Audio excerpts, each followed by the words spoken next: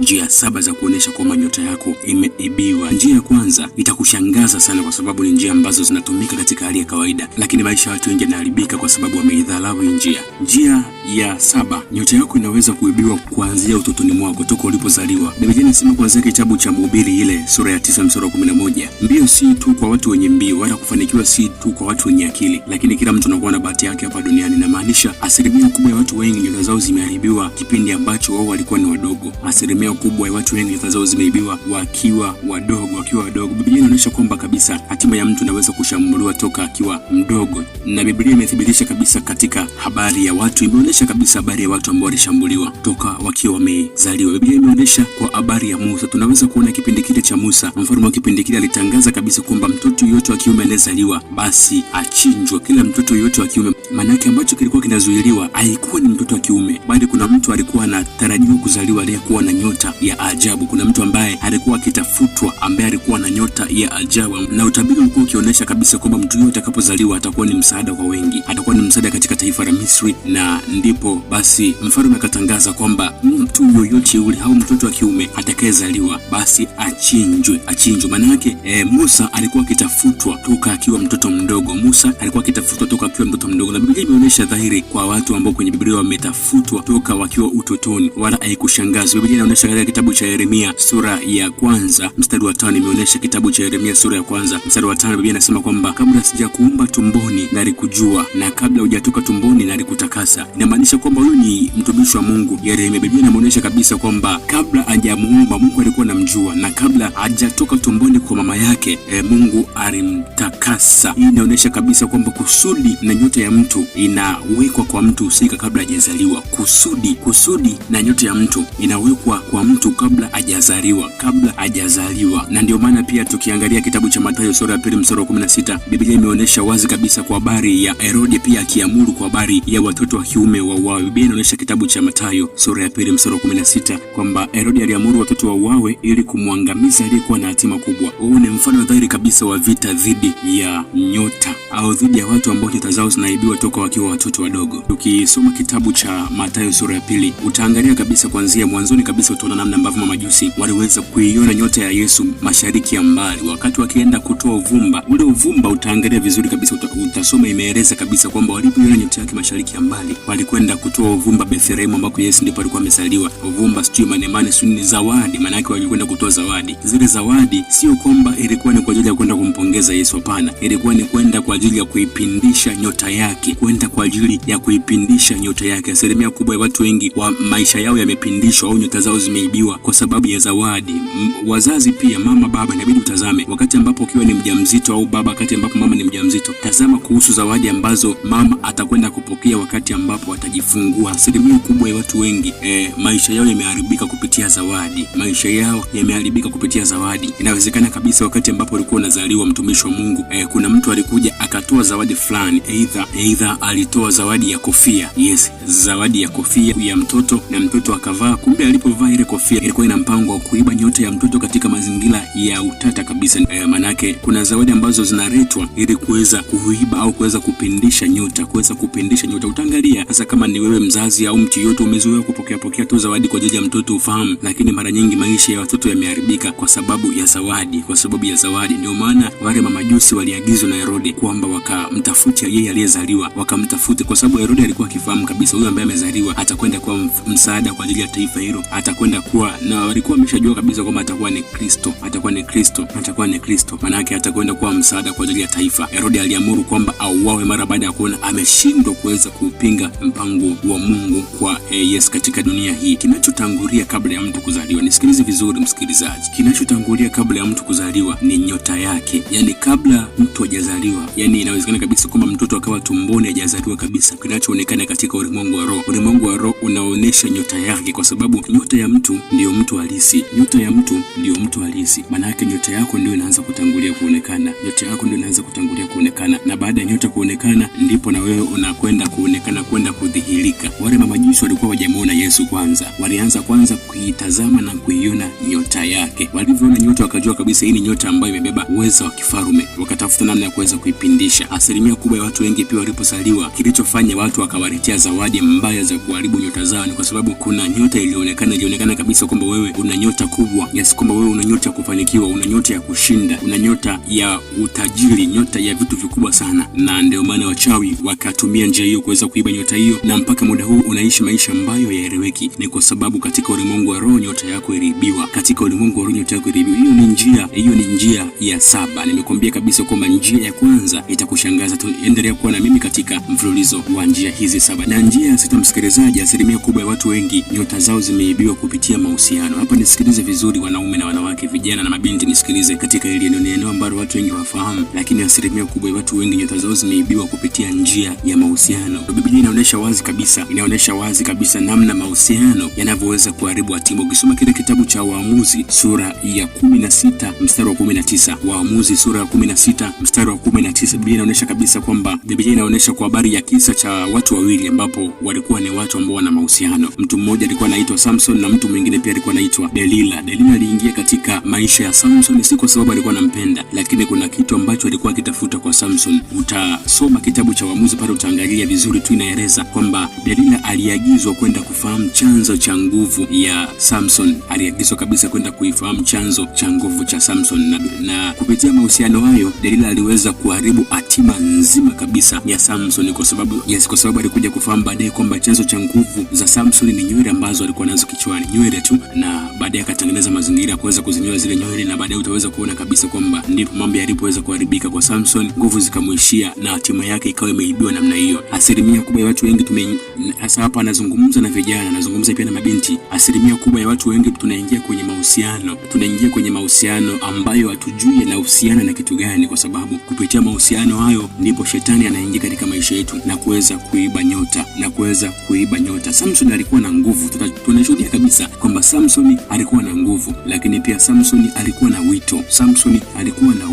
Na Samson pia alikuwa na nyota, mtu ambaye alikuwa na uwezo wa kuua simba kwa mikono yake tu, maana yake alikuwa na nguvu sana. Lakini kupitia mwanamke nyota yake iliweza kupotea, na hii inaonyesha kabisa kwamba uhusiano unaweza kusababisha kuiba au kuharibika kwa neema ya mtu. Uhusiano unaweza kusababisha kuiba au kuharibika kwa neema ya mtu. Kwa hivyo basi, binti, kijana ambaye unaingia kwenye uhusiano, hakikisha kwamba unakuwa unajua kabisa kwamba uhusiano lengo lake ni nini, kwa sababu katika kipindi cha hivi karibuni kuna kitu ambacho vijana wamekianzisha kwamba kinaitwa uhusiano wa kimapenzi. Uhusiano wa kimapenzi ni kitu gani? Usiingie kwenye mtego, binti, kijana, usiingie kwenye mtego huu, kwa sababu uhusiano ambao unafahamika katika Biblia ni uhusiano ambao uchumba moja kwa moja mpaka ndoa. Hakuna kinachofanyika katikati ya hapo. Sasa kama uliingia kwenye uhusiano ya binti kwamba ili uonekane kwamba wewe ni binti wa mjini, kijana uonekane kabisa kwamba wewe ni kijana wa mjini, ukaingia kwenye uhusiano wa kimapenzi ili kuweza kuwakomesha mabinti, ili kuweza kuwakomesha vijana, binti. Sasa katika uhusiano ambao umeweza kuingia, inawezekana kabisa mtu ambaye umeingia naye kwenye uhusiano, ndani yake inawezekana kabisa akawa si mchawi, akawa si shetani, lakini ndani yake kuna kitu au kuna nguvu ya kishetani ya uharibifu wa nyota kupitia tendo la ndoa. Mmefanya tendo la ndoa, mambo yaeleweki, maisha yenu yanaharibika kupitia tendo la uzinzi, tendo la ndoa ambalo mmelifanya. Nyota yako inachukuliwa. Wakati ambapo mnabadilishana ile, katika ulimwengu wa roho kuna kitu kinafanyika. Ambadilishani tu katika hali ya kimwili, kuna kitu kinafanyika. Wewe kuna vitu ambavyo anavichukua kutoka kwako na wewe unavichukua kutoka kwake. Inamaanisha mtu ambaye ana roho ya ushetani ndani yake anakuambukiza roho ya ushetani, alafu anachukua vitu vya maana kwako, anachukua nyota yako, anachukua neema yako, anachukua hatima yako, na wewe bila kujua. Mabinti na vijana pia mjini waga wanazungumza kwamba unampa vyote. Yes, unampa vyote. Kumbe katika ulimwengu wa roho kuna kitu kama soko limetengenezwa kupitia hicho kitu. Unauza nyota yako bila kujua, hatima yako unaiuza bila kufahamu, nyota yako unaiuza wewe mwenyewe kwa akili yako timamu. Katika ulimwengu wa roho maisha ya watu wengi yamefungwa kwa sababu ya nyota, na hapa nitakuthibitishia ni kwa namna gani imefungwa, au ni kwa namna gani utajua kabisa kwamba uhusiano wako umefanya nyota yako imeibiwa. Naomba nikueleze moja kwa moja hapa kabla sijaendelea. Kama umewahi kuingia kwenye uhusiano ambao mtu aliyekuwa anaita ni binti, umeambiwa na kijana kabisa kwamba uhusiano labda baada ya muda fulani utakuwa ni uhusiano wa ndoa, au binti mmepanga au pengine hamkuwahi kupanga issue ya ndoa, lakini ukaanza kupata dalili mbaya kwenye ndoto, aidha ni kijana au ni binti, ukaanza kuota ndoto unafanya mapenzi, maana yake katika ulimwengu wa roho hatima yako au nyota yako ya ndoa imekwisha ibiwa, inamilikiwa katika ufalme wa giza. Watu ambao unakuwa unafanya nao mapenzi si watu wa kawaida, ni majini, yanaitwa majini mahaba. Haya majini mahaba katika ulimwengu wa roho yana kazi hizi, na nikuthibitishie majini mahaba, kama unaota ndoto za kufanya mapenzi na unaamka asubuhi kabisa unakuta ni tukio halisi umefanya mapenzi, majini mahaba kazi yake ni kumzuia mtu asiingie katika eneo la ndoa, aidha asiolewe au asioe. Unaweza ukasema kwamba hakuna mtu anaweza kukuzuia kwa sababu kama ni kijana wewe ndio unaamua kutongoza, au kama ni binti wewe ndio unaamua kutongozwa, amna mtu atakuzuia kwa sababu wewe ni mrembo, ni handsome. Lakini katika ulimwengu wa roho umewekewa mpaka kwamba usiolewe kwa sababu neema ya ndoa au nyota ya kufanikiwa kwenye ndoa iliibiwa. Ni kwa sababu Ibilisi aliona kabisa kwamba wewe ukiolewa neema yako ni kubwa, mafanikio ya watu wengi yapo katika eneo la ndoa. Naomba nikueleze, na hiki mimi sio mtu kwanza kuzungumza kwa habari ya kitu kama hiki, na hiki kimezungumzwa pia na watumishi wa Mungu wengi. Asilimia kubwa ya mafanikio ya watu wengi yapo kwenye ndoa, na hii imemata sana katika upande wa wanaume. Asilimia kubwa ya mafanikio ya mwanaume ili awe dhahiri katika hali halisi lazima ingie kwenye ndoa. Kuna mafanikio mengine ambayo mwanaume hawezi kuyapata bila kuingia katika eneo la ndoa. Sasa basi, kwa sababu shetani anafahamu kuhusu hicho kitu, maana yake anatengeneza mazingira mapema ili kuweza kuyaharibu mafanikio hayo, au ili kuweza kuyaharibu hatima hiyo isiweze kuwa dhahiri kwa ajili ya mtu husika. Anasababisha vitu vitakavyosababisha nyota iweze kuibiwa na wewe uweze kuishi maisha mabaya. Ndio maana ulipoingia kwenye uhusiano na mtu fulani, kuna mambo yakaanza kubadilika kwenye maisha yako, aidha katika hali ya kiuchumi, katika hali ya kimawazo, katika hali ya kifikra, katika hali ya ndoto, kuna vitu vijaribika. Inawezekana kabisa ulipoingia kwenye uhusiano na mtu huyo mkaachana, pengine ni wewe ndio uliamua kumwacha, au ni yeye ndio alikuwa Mungu, au ni yeye ndio ambaye alikuacha, na mkizungumza kabisa kwamba kila mtu alikuwa anazungumza kwa upande wake kwamba ninamkomoa. Kumbe katika ulimwengu wa roho, wakati unawaza kwamba umemkomoa mtu husika, wakati unawaza kwamba umemkomoa huyo binti, au wakati unawaza kwamba umemkomoa huyo kijana, katika ulimwengu wa roho umejikomoa wewe. Ina maana umefanya soko, umeuza kitu, umeuza hatima yako bila kufahamu. Na ndio maana dalili nyingine ni hapa, mara baada ya huo uhusiano ambao ulisababisha nyota yako ikaibiwa, umekuwa ukiingia kwenye mahusiano mengi ambayo hayadumu na hayana mwafaka, hayana future, hayana mipango mizuri ya maendeleo ya maisha yako. Mahusiano ni mengi ambayo umeingia baada ya hapo. Utakumbuka mahusiano mengi ambayo unaingia, inawezekana kabisa kupitia mahusiano hayo kuna kitu kimeingia katika maisha yako kinaitwa HIV. Kupitia mahusiano umeonolewa nyota ya kufanikiwa, umepewa nyota ya kupata shida tu, umepata HIV, umepata ukimwi, unapata magonjwa ya zinaa, kwa sababu umetengenezewa mazingira kupitia mahusiano ndipo maisha yako yafe. Kupitia na mahusiano kila kitu ambacho kinahusu maisha yako kiweze kuharibika kabisa au kiweze kufa kabisa. Basi kila kitu kwenye maisha yako kimekufa kupitia mahusiano. Ndio maana mahusiano yako hayaeleweki, mahusiano yako yamekufa. Kila uhusiano ambao unaanzisha umekufa. Na nisiishie hapo, tuende katika eneo la ndoa. Umekuwa na mbali zaidi kabisa, binti, kijana, umeingia kwenye ndoa, lakini mpaka leo hii ninapozungumza na wewe pengine hapo upo katika ndoa ya 5. Haieleweki kabisa kwamba hata hiyo ndoa 5 pengine una mpango wa kuweza kuiacha kwenda kwenye ndoa ya 6, ya 7, ya 8 na kuendelea. Ueleweki kwa sababu toka umekuwa na ndoa ya kwanza umetoka, umekwenda kwenye ndoa ya pili, kijana binti, umetoka, umekwenda kwenye, maana yake unakuwa hautulii kwenye eneo la ndoa. Maana yake katika eneo lako la mahusiano, nyota yako ya kusurvive na kufanikiwa katika mahusiano imeibiwa. Nyota yako ya kusurvive na kufanikiwa katika eneo la mahusiano imeibiwa. Huwezi kufanikiwa kwa sababu mahusiano yako yametekwa. Nyota ya kufanikiwa katika mahusiano imetekwa. Ndio maana leo hii upo kwenye ndoa kufanikiwa, upo kwenye ndoa endelee zaidi ya uzidi kunyanyasika, unazidi kuishi maisha magumu, wakati pengine wewe una mawazo mazuri sana ya kufanikiwa katika ndoa, lakini uliharibikiwa toka ulipoamua kuingia kwenye uhusiano na mtu fulani. Katika eneo la mahusiano maisha ya watu wengi kabisa yamefungwa. Weka komenti yako hapo chini, msikilizaji, kunijuza ni nini ambacho umejifunza katika hizi sababu mbili, na tunapozidi kuendelea. Sasa hii njia ya 5 ambayo inatumiwa na Ibilisi kuweza kuiba nyota ya mtu, nisikilize vizuri. Hii pia itakushangaza, nisikilize vizuri. Hii inaitwa wivu unaoshambulia nyota. Asilimia kubwa ya watu wengi nyota zao zimeibiwa katika hali ya kutatanisha kwa sababu ya kitu ambacho kinaitwa wivu. Hebu nikwambie kitu kimoja. Mchawi aliyefunga maisha yako inawezekana kabisa kwamba hakuwa na sababu, alikuwa na wivu tu ambao alimfanya akaamua kukuingiza katika vifungo fulani vya kimaisha, akaamua kukufunga katika namna moja ama nyingine kwa sababu ya wivu. Aliyefunga maisha yako kwa sababu ya wivu, aliiba nyota yako kwa sababu ya wivu. Na Biblia imethibitisha kabisa kwamba watu wengi ambao wana neema wameshambuliwa kwa kupitia kitu ambacho kinaitwa wivu. Watu wengi ambao wana neema wameshambuliwa kwa kitu ambacho kinaitwa wivu.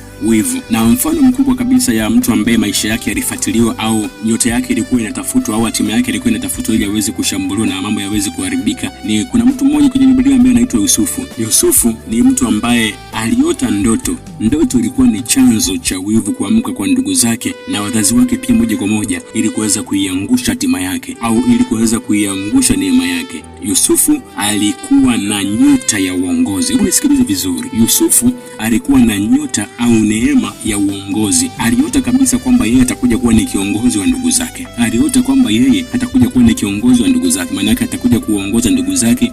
Ndugu zake watamsujudia, ndugu zake watakuwa wanainama kwake, ndugu zake watakuwa wanapiga magoti kwake. Lakini ndugu zake kwa sababu alikuwa na wivu, hawakupenda kabisa kuona huyu Yusufu anakuwa ni mtu ambaye wanampigia magoti, wanamsujudia, wanamuinamia. Wakaamua kutumia njia fulani ili kuweza kuharibu hatima yake. Hebu nisikilize msikilizaji. Wakaamua kutumia sababu au namna fulani ili kuweza kuharibu hatima yake au ili kuweza kuharibu mpango wa Mungu kwenye maisha ya Yusufu. Tukisoma kitabu cha Mwanzo sura ya 37 mstari wa 11, Biblia inaeleza kabisa kwa habari ya namna ambavyo ndugu zake Yusufu walimuhusudu. Mwanzo sura ya 37 mstari wa 11, walimuhusudu kwa sababu ya nyota yake. Kuna namna ambavyo walifanya hapa. Yusufu aliuzwa. Hebu fikiria, ndugu zako wanaamua kuuze. Ndugu zako ambao umezaliwa nao wanakuuza, na kabla ya kuuzwa walimtupa kabisa kwenye shimo fulani ambalo, na baada ya hapo wakaona kwamba hiyo haifai, wakaamua muuzi ili aende mbali zaidi, ili asije kuwa kiongozi wao. Walimuuza, walifikiri kabisa kwamba akienda kuwa mbali na wenyewe, kwamba hiyo nyota yake ya kwamba yeye atakuja kuwaongoza haitakuja kutimia. Wakujua kabisa kama mpango wa Mungu hauwezi kuharibiwa kwa njia za kimwili. Uwezo ukaharibu mpango wa mtu au mpango wa Mungu kwa mtu kwa njia za kimwili. Sasa Yusufu, ambacho kilifanyika hapa ni njia za kimwili tu ili kuharibu mpango wa Mungu. Ndio maana mambo hayakutimia, au ndio maana mpango wao wa ndugu zake haukutimia. Lakini waliokufunga wewe kwenye maisha yako au watu waliokuwa na wivu na wewe kwenye maisha yako, asilimia kubwa ya watu waliokufunga hawakutumia njia za kimwili, walitumia njia za kiroho. Ndio maana maisha yako yamefungwa kweli, ndio maana nyota yako imeibiwa kweli, ndio maana kabisa ni kwamba huwezi ukafanikiwa. Yusufu aliuzwa, aliteswa. Kilichofanyika hapa sio kwamba walikwamisha hatima yake, au sio kwamba walizuia nyota yake, au sio kwamba walizuia mpango wa Mungu kwenye maisha yake. Ambacho kilifanyika kwa sababu zilitumika njia za kimwili ni kwamba walichelewesha tu hatima yake, lakini hatima yake ilikuja kufika baadaye. Hatima yake ilikuja kumfikia baadaye. Hii ni mfano wa dhidi ya nyota zinavyoweza kuibiwa kwa njia ya wivu. Asilimia kubwa ya wachawi wanapokuonea wivu, wanaweza kuona mtu unafanikiwa. Wachawi wanaona, mtumishi wa Mungu, wachawi wanaona, ndugu yangu msikilizaji, wachawi wanaona, wanapokutazama wewe, wanaona nyota yako katika ulimwengu wa roho ikoje, kama vile ambavyo mamajusi walianza kuona nyota ya Yesu. Nisikilize, inawezekana kabisa wewe mwenyewe nyota yako kama hujui wewe ni mtu namna gani, kama hujui wewe ni nani, lakini wachawi wanafahamu kwa sababu wanaona, wana vipimo vinavyoweza kukulinganisha katika ulimwengu wa roho ili kuweza kuifahamu na kuitambua nyota yako na kuweza kuitambua kabisa kwamba wewe ni mtu wa namna gani. Wachawi wana vipimo kabisa vinavyoweza kudhibitisha hilo. Kwa sasa usijidanganye kwamba wewe unaweza kuwakimbia au unaweza kufanyaje. Hapana, wachawi wanafahamu. Maana yake inawezekana kabisa kupitia wachawi ambao wameafunga maisha yako katika ulimwengu wa roho, waliona pengine kwa mfano wewe una nyota kama ya Yusufu, aidha kuwa kiongozi, kuwa mbunge, kuwa rais katika namna fulani. Sasa wakaiiba ile nyota ili pengine wakaitumia kwa ajili ya mambo yao, ya watoto wao, ya familia zao. Kwa sababu mara nyingi nyota inapoibiwa, nisikilize vizuri, haiendi kufanywa kachumbari. Nyota inapoibiwa haiendi kufanywa kuwa pambo. Nyota inapoibiwa haiendi kufanywa usiku wa kitu gani. Hapana, nyota inapoibiwa inakwenda kufanyishwa kazi katika mazingira halisi. Kwa mfano msikilizaji, inawezekana kabisa, kwa mfano wewe unaitwa Arnold. Pengine unaitwa Arnold. Pengine wewe una nyota ya utajiri, si ndio? Arnold una nyota ya utajiri. Sasa Arnold, pengine katika hizi njia ambazo nimezitaja za kwanza kabisa, hizi njia ambazo nimezimention za kwanza kabisa, kuna njia moja ambayo ilitumika kuweza kuondoa nyota yako ya utajiri. Siku moja ukawa ukitembea barabarani, ukakuta kuna basi linapita limeandikwa Arnold Express au Arnold Luxury Bus, limeandikwa kabisa basi. Ukawa unazungumza kabisa kwamba inawezekana kabisa mtu mwenye hilo basi ni mtu ambaye ni mwajina, ana jina kama la kwako, ni mtu ambaye ana jina kama la kwako. Kumbe katika ulimwengu wa roho, huyo mtu mwenye hilo basi ni mtu ambaye aliuziwa nyota yako. Hebu nisikilize, ni mtu ambaye aliuziwa au yeye mwenyewe aliteka nyota yako. Hizi unakuta wachawi wanazitumia kwenda kuziuza kwa watu wengine kwa namna fulani, kwa njia za makafara au kwa njia mbalimbali. Kumbuka hii ni madhabahu ya siri za kiroho, ipo kwa ajili ya kudhibitisha au kuzifunua siri mbalimbali za kiroho. Wachawi walipoiba nyota yako, mchawi alitumia kwa ajili ya mtoto wake, kwa ajili ya ndugu yake fulani, kwa ajili ya mtu fulani, au walikuwa kwa miaka mingi au kwa muda fulani wakimtafuta mtu mwenye nyota kama ya kwako ili waitumie nyota yako kwa ajili ya kitu fulani. Sasa maana yake ulipotembea ukakuta basi limeandikwa Arnold Express, ulizungumza kabisa kwamba inawezekana kabisa kwamba ile basi mwenyewe basi atakuwa ni mtu ambaye ni majina, kumbe ni nyota yako inasababisha biashara ziendelee. Kumbuka mwanzoni kabisa ulikuwa una nyota ya utajiri, ya kufanya biashara ukatajirika, na muda huu nyota yako imesababisha mabasi yamemilikiwa, nyota yako imemiliki mabasi, imemiliki makampuni, imemiliki viwanda. Wakati wewe unaishi maisha ya kutangatanga, unakosa mpaka pesa ya kula, unakosa mpaka pesa kwa ajili ya maisha yako kuweza kuiendesha. Kumbe katika ulimwengu wa roho, nyota yako inatumika pia kuweza kuwalipa watu wengine mishahara katika kampuni fulani. Katika ulimwengu wa roho, nyota yako inawalipa watu mishahara katika basi fulani au katika eneo fulani, katika kiwanda fulani. Ufahamu wewe unaishi maisha kutangatanga, kumbe nyota yako hiyo hiyo inasababisha watu fulani wanalisha familia, wanaendesha maisha, wanaendesha kazi zao, na maisha yao yanaendelea tu wewe bila kufahamu. Katika ulimwengu wa roho, nyota yako iliibiwa kwa njia ya wivu. Nyota yako iliibiwa kwa njia ya wivu. Nyota yako iliibiwa kwa njia ya wivu. Usipuuze msikilizaji, usipuuze. Hii ni njia ya tano kabisa ambayo shetani ameitumia kuweza kuyafunga maisha yako. Na njia ya nne tunazidi kuendelea, msikilizaji wa madhabahu ya siri za kiroho. Comment hapo chini, like video hii pia. Kama kuna kitu ambacho umejifunza, niambie kwenye comment hapo nini ambacho unaendelea kujifunza kupitia mafundisho haya ya jinsi ambavyo shetani au wachawi njia wanazotumia kuweza kuiba nyota zetu. Comment niambie umejifunza kitu gani. Tutakuwa na maombi pia kwa ajili ya kuzikomboa nyota. Tutakuwa na maombi kwa ajili ya kufanya ukombozi wa nyota. Njia ya nne ni nguvu za giza kuzuia hatima. Nguvu za giza kuzuia hatima. Nikukumbushe tu msikilizaji kwamba shetani anaweza kuzitumia nguvu za giza kwa ajili ya kuzuia hatima. Shetani anaweza kutumia nguvu za giza kwa ajili ya kutumia hatima. Biblia inaonyesha wazi kabisa kwamba kuna nguvu za kiroho ambazo zilikuwa zikitumika kuweza kulipinga kusudi la Mungu kwa mtu mmoja kwenye Biblia ambaye anaitwa Danieli. Biblia imeonyesha wazi kabisa kwa habari ambavyo nguvu za kiroho zinavyoweza kutumika. Danieli, ukisoma kile kitabu cha Danieli sura ya 10 mstari wa 13, utaona kabisa namna gani ambavyo nguvu za kiroho zimetumika kuweza kukomesha hatima ya Danieli. Utaona kabisa kwamba mkuu wa ufalme wa Uajemi inaonyesha kabisa kwamba alimpinga siku 21. Biblia inaonyesha kabisa kwamba hapa Danieli alifunga au alikuwa na maombi ya siku 21. Ila kwenye Biblia kuna mtu anaitwa mkuu wa ufalme wa Uajemi. Mkuu wa ufalme wa Uajemi alizuia maombi yake kwa siku 21. Na hapa ambacho kilifanyika ni kwamba malaika alichelewa kuleta majibu. Sasa hii ni njia ambayo inatumika na shetani moja kwa moja.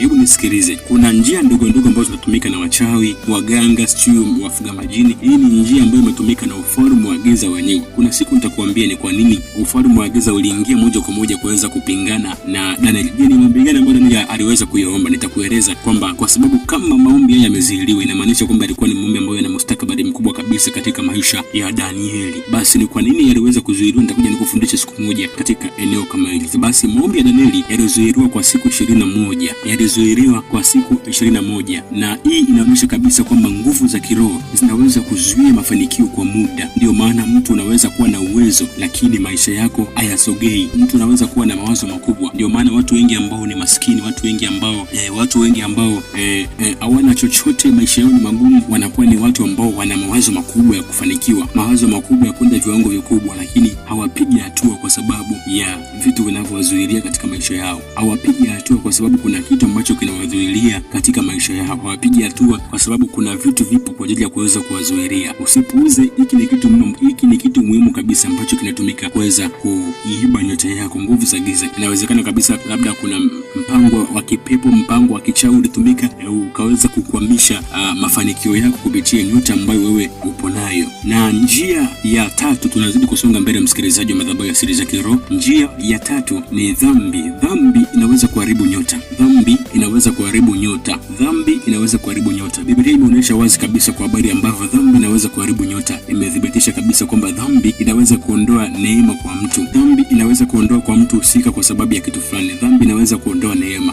Ukisoma katika kitabu cha Samueli wa kwanza sura ya 16 mstari wa 14. Samueli wa kwanza sura ya 16 mstari wa 14. Biblia inasema roho wa Bwana ikamwacha Sauli. Utasoma mwenyewe, utaweza kuangalia kwamba kuna wakati ambapo Mungu alimwacha Sauli. Hebu nisikilize nikwambie kitu kimoja. Sauli wakati huo alikuwa ni mfalme. Sauli alikuwa amechaguliwa. Jamani, kipindi kile ili uwe mfalme katika taifa la Israeli, ni lazima sio tu watu wakuchague, wala sio tu kwamba lazima upigiwe kula. Lazima Mungu amekuchagua. Mungu alimchagua Sauli kuwa mfalme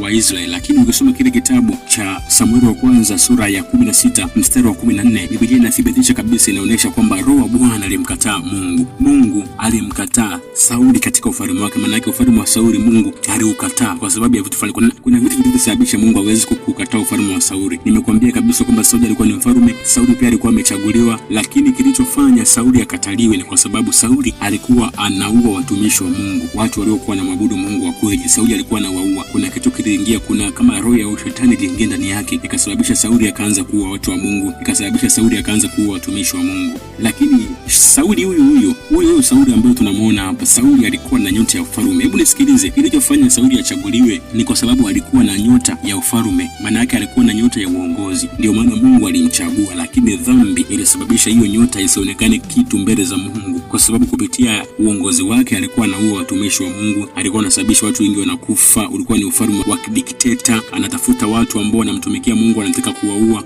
Alikuwa anatumia njia hiyo kuweza kuua. Ni njia nyingi ambazo alikuwa akizitumia Sauli ili kuweza kuangamiza taifa au ili kuweza kuangamiza watumishi wa Mungu. Sauli alikuwa na nyota ya ufalme, lakini kwa sababu alikuwa atii, neema iliweza kuondoka kwake. Kwa sababu alikuwa atii, neema iliweza kuondoka katika maisha yake. Hii ni sababu ya kupoteza nyota kwa dhambi. Hii ni sababu kubwa kabisa, msikilizaji, ambapo nyota inaweza kupotea katika maisha ya mtu kwa sababu ya dhambi. Dhambi inaweza kuwa njia kuu kabisa ambayo inaweza kusababisha nyota ipotee katika maisha ya mtu. Dhambi.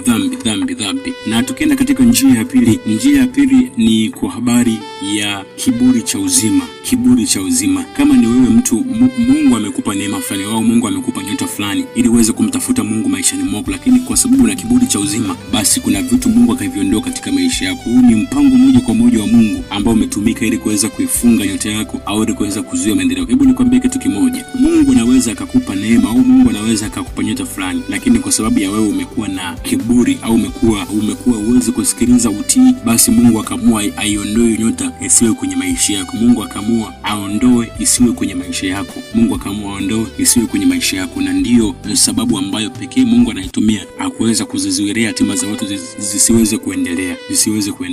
Na njia ya kwanza kabisa, msikilizaji, ambayo nilikwambia kabisa utakapoisikiliza kwamba utashangaa, utachanganyikiwa, nisikilize, ni kupitia ndoto. Asilimia kubwa ya watu wengi nyota zao zimeibiwa kupitia ndoto. Ulilala usiku ukaota kitu fulani ambacho kilifanya nyota yako ikaibiwa. Kwa mfano, kama uliwahi kuota unahesabu pesa kwenye ndoto, kama uliwahi kulala ukaota unahesabu pesa kwenye ndoto, katika ulimwengu wa roho, maana yake kuna process inafanyika katika ulimwengu wa roho ili kuiba nyota yako ya utajiri. Au kama uliwahi kulala ukaota unaanguka kwenye shimo na watu wanakuzika, ni kama ni kwenye kaburi fulani, watu wanakuzika, katika ulimwengu wa roho ina maana wanaizika, yani wanakuzika alafu nyota yako wanaitumia. Katika ulimwengu wa roho wanazika alafu wewe wanakuja kutumia hatima yako wewe. Maana katika ulimwengu wa roho inawezekana kabisa kwamba ukao umezikwa, ambacho kimeendelea kubaki kuwa hai au kuendelea kusurvive ni nyota yako. Ndio maana unaota ndoto unakimbizwa na wanyama wakali, mara unaota ndoto unafanya mapenzi, ndoto ajabu ya kutisha, mara uko makaburini, mara uko nyumbani kwenu, mara uko shuleni. Hebu jifikirie umri ambao uko nao, inawezekana kabisa una miaka 30, 40, 50, 60, lakini unaota ndoto eti uko shuleni unasoma. Kama uliwahi kuota ndoto uko shuleni